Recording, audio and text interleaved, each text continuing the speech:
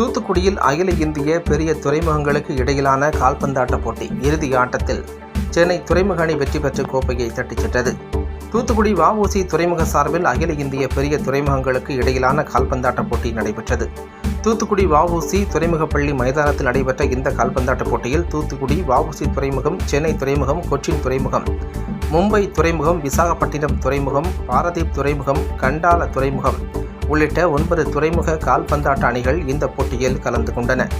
கடந்த 23ஆம் தேதி துவங்கிய இந்த கால்பந்தாட்ட போட்டிகள் மிகவும் விறுவிறுப்பாக நடைபெற்று வந்தது. இதில் தூத்துக்குடி வ.உ.சி. துறைமுக அணியும் சென்னை துறைமுகம் இறுதிப் போட்டிக்கு தகுதி பெற்றது. இதைத் தொடர்ந்து நடைபெற்ற இறுதிப் போட்டியில் சென்னை துறைமுகம், தூத்துக்குடி வ.உ.சி. துறைமுக அணியும் எதிர்கொண்டன. மிகவும் விறுவிறுப்பாக நடைபெற்ற இந்த போட்டியில் சென்னை துறைமுக அணி 2-1 என்ற கோல் கணக்கில் வெற்றி பெற்றது.